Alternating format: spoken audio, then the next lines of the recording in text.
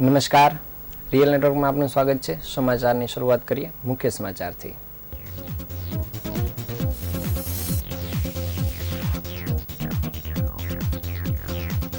બોર્ડની પરીક્ષાના કેન્દ્રની આસપાસ 4 લોકોને ભેગા થવા પર પ્રતિબંધ.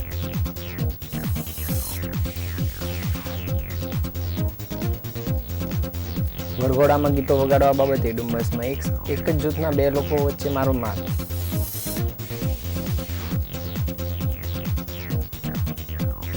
નવી સિવિલમાં તબીબોએ 1 કરોડના ઇન્જેક્શન આપી હિમોફિલિયાના દર્દીની સફળ સર્જરી કરી નવજીવન બક્ષ્યું.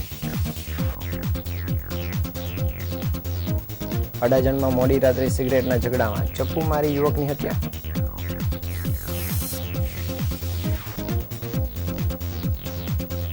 ₹4.5 કરોડના ગોલ્ડ સ્મગલિંગનો મુખ્ય સૂત્રધાર બળદેવ ઝડપાયો.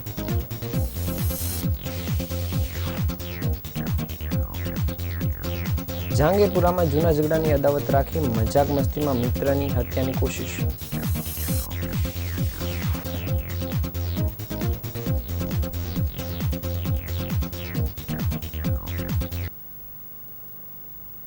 હવે સમાચાર વિગતે જોઈએ. આગામી 11મી માર્ચથી માધ્યમિક અને ઉચ્ચતર માધ્યમિક શિક્ષણ બોર્ડ ધોરણ 10 અને 12ની બોર્ડની પરીક્ષાનો પ્રારંભ થઈ રહ્યો છે. જે પરીક્ષાઓની સુરત શહેર પોલીસ દ્વારા મહત્વનું જાહેરનામું બહાર પાડવામાં આવ્યું છે. શહેર પોલીસના જાહેરનામા મુજબ શહેરના 288 જેટલા પરીક્ષા કેન્દ્રોની 100 મીટરની ત્રિજ્યામાં 4થી વધુ લોકોના ભેગા થવા, સરઘસ, રેલી તથા સભા કરવા પર પ્રતિબંધ મૂકવામાં આવ્યો છે. જ્યારે પરીક્ષા કેન્દ્રના 100 મીટરના ત્રિજ્યામાં ઝેરોક્સની દુકાનો ચાલુ રાખવા ઉપરાંત લાઉડસ્પીકર વગાડવા ઉપર પણ પ્રતિબંધ જાહેર કરવામાં આવ્યો છે.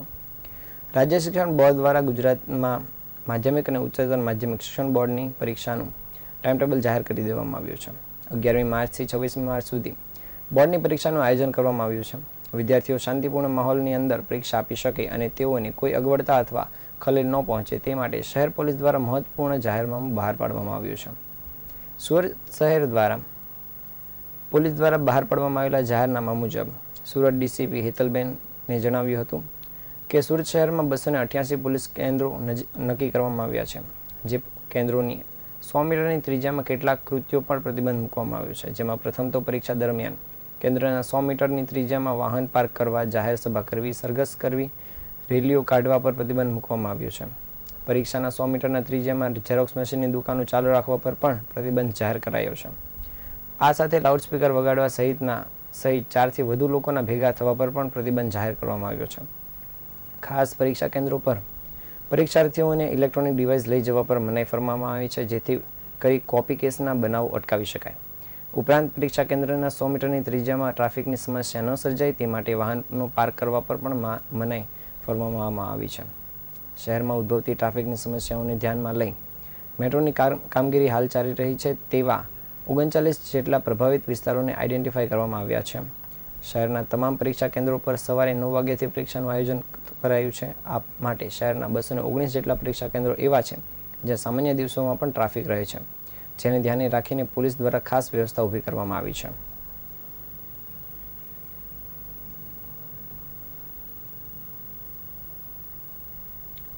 સુરતના ડુમ્મસ ગામમાં ગતરોજ મોડી રાત્રિ દરમિયાન ભારે ધીંગાણું સર્જાયું હતું. એક જ જૂથના 2 લોકો સામસામે આવી જતા પથ્થરમારાની ઘટના બની હતી. ડુમ્મસ ગામમાં આવેલા આશાપુરી મંદિર નજીકની વરઘોડો પસાર થઈ રહ્યો હતો. તે વરઘોડામાં આતશબાજી કરવામાં આવી હતી. આતશબાજી કરતી વેળાએ અન્ય વરઘોડામાં રહેલા જાનૈયા વચ્ચે બોલચાલ અને માથાકૂટ થઈ હતી. જે બોલચાલ અને માથાકૂટ મારામારીમાં પરિણમી હતી. જોતજોતામાં મામલો વધુ તંગ બનતા ડુમ્મસ પોલીસ સહિતનો કાફલો ઘટના સ્થળે દોડી આવ્યો હતો. પરંતુ પરિસ્થિતિ બેકાબૂ બનતા ઈચ્છાપુર, રાંદેર, અડાજણ સહિતના પોલીસ સ્ટેશનની મદદ લેવામાં આવી હતી.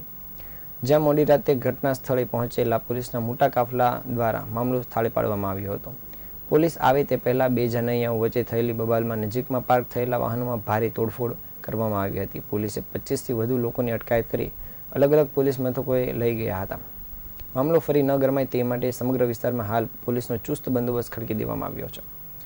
જ્યાં પોલીસ દ્વારા આ વિસ્તારમાં પેટ્રોલિંગમાં પણ સઘન કાર્યવાહી કરવામાં આવી છે. પોલીસે ઘટનામાં સામસામે ડ્રાઇવિંગનો ગુનો નોંધી કાયદેસરની કાર્યવાહી હાથ ધરી હોવાનું પણ જાણવા મળ્યું છે. જ્યાં હાલ સમગ્ર વિસ્તારમાં શાંતિપૂર્ણ માહોલ જોવા મળી રહ્યો છે. જ્યારે ઘટના અંગે ડીસીપી રાજેશ પરમારે જણાવ્યું હતું કે ડુમસમાં એક જ જૂથના 2 લોકો વચ્ચે પથ્થરમારો અને તોડફોડની ઘટના બની હતી. ઘટનામાં 4 લોકો ઇજાગ્રસ્ત થયા છે. તમામને હોસ્પિટલમાં ડિસ્ચાર્જ કરી દેવામાં આવ્યા છે.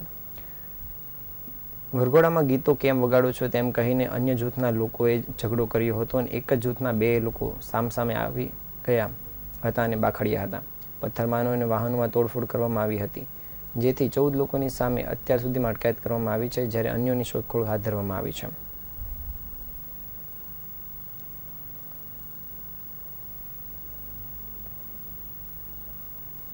સુરત સિવિલ હોસ્પિટલ દ્વારા વારસાગત ગણાતી રક્તની ગંભીર બીમારી હિમોફિલિયાની પીડિત 32 વર્ષીય હિંમતભાઈ માંગુકિયાની ₹1 કરોડથી વધુની ખર્ચની સારવાર વિનામૂલ્યે કરી સંકટ સમયની સાંકળ સાબિત થઈ છે. આ સાથે જ સુરત સિવિલ હોસ્પિટલની આરોગ્ય સેવાની સફળતામાં વધુ એક સોપાન ઉમેરાયું છે. સિવિલમાં અગાઉ પણ આ પ્રકારની અન્ય ગંભીર બીમારીઓની સારવાર વિનામૂલ્યે કરવામાં આવી છે. એક્સિડન્ટને કારણે હિંમતભાઈના હાથમાં ફ્રેક્ચર થવાથી વધુ પડતા રક્તપ્રવાહને રોકવા તેમજ ઓપરેશન માટે નવી સિવિલ હોસ્પિટલ દ્વારા આશરે ₹1 કરોડથી વધુની સારવાર આપવામાં આવી હતી. હિમોફિલિયાના રેરેસ્ટ ઓફ ધ રેર કેસમાં સુરત સિવિલના તબીબોએ દર્દીને સ્વસ્થ કર્યો છે.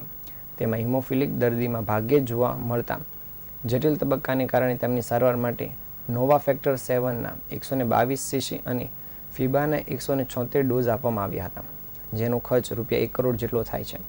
હાડકા વિભાગના સહઅધ્યાપક ડોક્ટર નાગેશ દેસાઈએ જણાવ્યું હતું કે ગત તારીખ 1 ફેબ્રુઆરીએ એક્સિડન્ટને કારણે હાથમાં ફ્રેક્ચર સાથે સિવિલમાં દાખલ થયેલા હિંમતભાઈ માંગુકિયા હિમોફિલિયામાં પણ રેર સ્ટેજથી પીડિત છે, જે કારણે તેમને વધુ પડતો રક્તસ્રાવ થવાથી કમ્પાર્ટમેન્ટ સિન્ડ્રોમ ડેવલપ થયો હતો, જેમાં એક જ જગ્યાએ લોહી એકઠું થતાં હાથના આગળના ભાગમાં લોહી ઓછું પહોંચતું હતું. આ કારણથી વધુ પડતા રક્તસ્રાવને રોકવા તેમજ તાત્કાલિક નોવા ફેક્ટર 7 અને ફીબા નામક દવાઓ આપવામાં આવી હતી. મૂળ બોટાદ જિલ્લાના લાખણકા ગામના વતની અને છેલ્લા 12 વર્ષથી સુરતમાં રહેતા હીરા ઉદ્યોગમાં નોકરી કરતા આ હિંમતભાઈ સિવિલમાં સારવાર દરમિયાન દવાઓની હકારાત્મક અસરને કારણે તેમનું ઓપરેશન સફળ થયું હતું. સતત અપાતા સેક્ટર 7ને કારણે તેમની સ્થિતિ પણ સુધરી હતી. ત્યારબાદ તારીખ 21મી ફેબ્રુઆરીએ તેમના હાથની ત્વચારોપણની સફળ સર્જરી કરાઈ હતી. હાડકા વિભાગના તબીબોની ટીમ સતત નિરીક્ષણ તેમજ વારંવાર ડ્રેસિંગ પણ કર્યું હતું, તેને કારણે તેમની સ્થિતિમાં સારો એવો સુધાર જોવા મળ્યો હતો.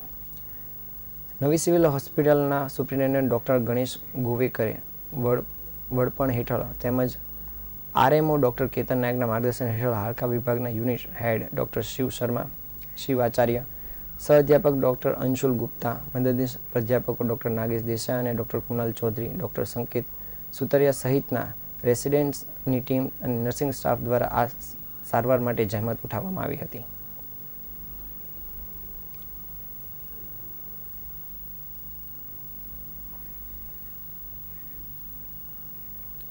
અડાજણના હરિચંપાવાડીની સામે મહાદેવનગર કોલોની ગલીમાં ચાઇનીઝનું પાર્સલ આપવા ગયેલા મિત્રનો સિગરેટ પીવાની બાબતે ઝઘડો થયો હતો.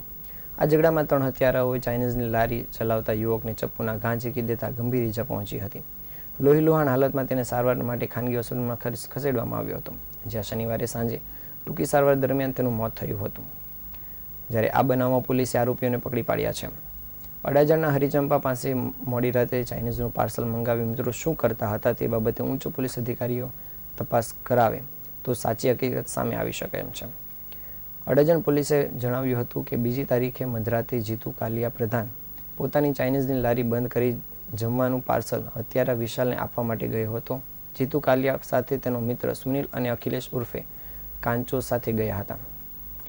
મધરાતે જીતુ કાલિયાએ મિત્ર પાસે સિગરેટ પીવા માટે માંગી હતી, જેમાં મિત્ર વચ્ચે સિગરેટ પીવાની બાબતે બોલાચાલી થઈ હતી, જેમાં મિત્રોએ જીતુને ચપ્પુના ઘા ઝીંકી દીધા હતા અને તેના મિત્ર સુનિલને પણ ઈજા થઈ હતી. શનિવારે જીતુ પ્રધાનનું સારવાર દરમિયાન મોત થયું હતું. ચાઇનીઝની લારી ચલાવતા જીતુ પ્રધાનની હત્યા કરવા મામલે અડાજણ પોલીસે આ મામલે મૃતકની પત્ની સાવિત્રીની ફરિયાદ લીધી હતી, જેના આધારે પોલીસે આરોપીઓ વિકાસ દિનેશ નાયકા, યશ ઉર્ફે ગોટુ મુકેશ જાદવ અને વિશાલ જગદીશ વસાવા સામે હત્યાનો ગુનો નોંધી મોડી રાતે ધરપકડ કરી આગળની કાર્યવાહી શરૂ કરી છે.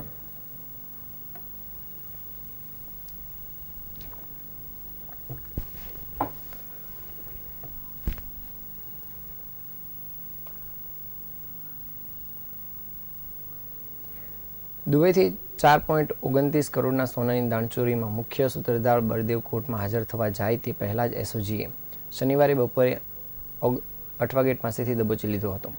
દેશના તમામ એરપોર્ટ પર આરોપીના નામે LOC ઇસ્યુ કરવામાં આવી હતી, જેને કારણે બળદેવ ઉર્ફે પાર્થ શર્મા મનસુખ સખરેલિયાએ પોલીસ ધરપકડથી બચવા અઠવાડિયા પહેલા દુબઈથી નેપાળ આવ્યો હતો. ત્યારબાદ તે નેપાળથી સુરત આવ્યો હતો.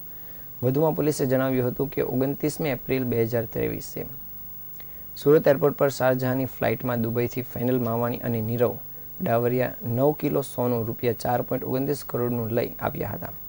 આ સોનું બંને યુવકોએ દુબઈમાં પાર્થ શર્માનું નામ ધારણ કરી બળદેવે આપ્યું હતું. સોનાની દાણચોરીમાં સ્પેશિયલ ઓપરેશન ગ્રુપે મગદલ્લા SK નગર પાસે કારને અટકાવી તેમાં બેઠેલા 4 શખ્સોને તલાશી લીધી હતી, જેમાં સોનાની પેસ્ટ બનાવી અંડરવેર અને બૂટની અંદર છુપાવી હતી. 7 કિલો સોનું પકડાયું હતું. અત્યાર સુધીમાં આ ગુનામાં ફેનિલ માવાણી, નીરવ ડાવરિયા, ઉમેશ ભિખરિયા, સાવન રાખોલિયા, વિશાલ ગાબાણી પકડાયા છે. દુબઈમાં બળદેવને સોનું DM નામનો વ્યક્તિ આપતો હોવાની વાત સામે આવી રહી છે. એટલું જ નહીં, બળદેવના સુરત એરપોર્ટ પર કેટલાક ઓફિસરો સાથે સેટિંગ હોવાની પોલીસને શંકા લાગી રહી છે. જ્યારે કરોડોના સોના સાથે 2 યુવકો પકડાયા ત્યારે બળદેવે સુરત એરપોર્ટના એક ઓફિસરને બંને યુવકોના ફોટા મોકલ્યા હોવાની વાત પોલીસના ધ્યાનમાં આવી છે. આથી પોલીસે તેમનો મોબાઈલ મેળવી સરકારી ઓફિસરની સંડોવણી બાબતે પુરાવા એકત્ર કરવા તજવીજ શરૂ કરી છે.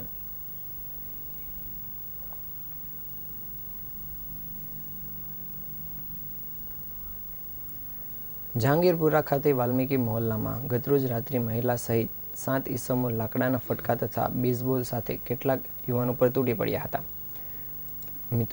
મિત્રો વચ્ચે મજાક મસ્તીમાં મામલો ગરમ થઈ ગયા બાદ તેની અદાવત રાખી તેઓએ આ મામલો કર્યો હતો, જેમાં એક વ્યક્તિની હાલત ગંભીર હોવાનું જાણવા મળ્યું છે, જ્યારે અન્ય 4 વ્યક્તિઓને શરીરના ભાગે ઈજાઓ પહોંચતા તેમને સારવાર માટે હોસ્પિટલમાં ખસેડવામાં આવ્યા છે.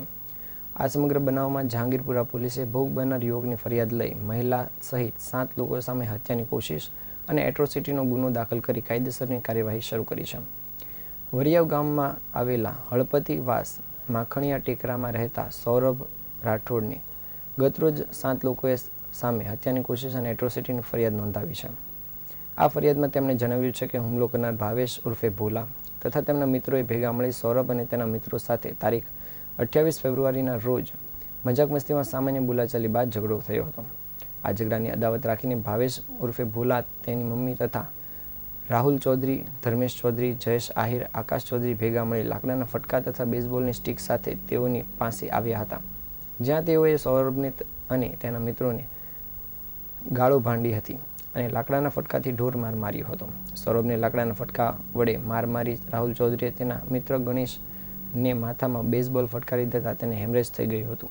આ ઉપરાંત સૌરભના મિત્ર ઋતિક રાઠોડ, બેવન તથા અભયની માતા ગીતાબેનને પણ શરીરના ભાગે લાકડાના ફટકા વડે ઢોર માર મારવામાં આવ્યો હતો.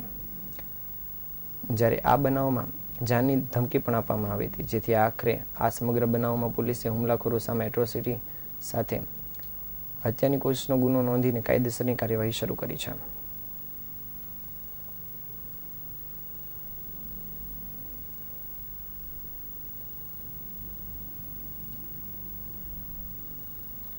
સમાચારના અંતે ફરી એક વખત નજર કરીએ મુખ્ય સમાચાર પર.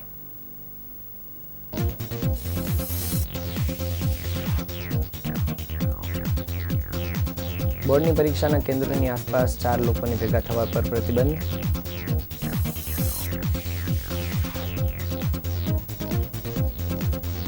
વરઘોડામાં ગીતો વગાડવા બાબતે ડુમસમાં એક જ જૂથના 2 લોકો વચ્ચે પથ્થરમારો, 14ની અટકાયત. નવી સિવિલમાં તબીબોએ 1 કરોડના ઇન્જેક્શન આપી હિમોફિલિયા દર્દીની સફળ સર્જરી કરી નવજીવન બક્ષ્યું. અડાજણમાં મોડી રાત્રે સિગરેટના ઝઘડામાં ચપ્પુ મારી યુવકની હત્યા.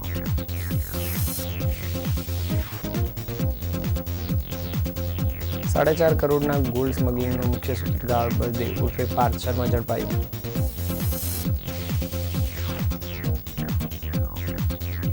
જહાંગીરપુરામાં જૂના ઝઘડાની અદાવત રાખી મજાક મસ્તીમાં મિત્રની હત્યાની કોશિશ.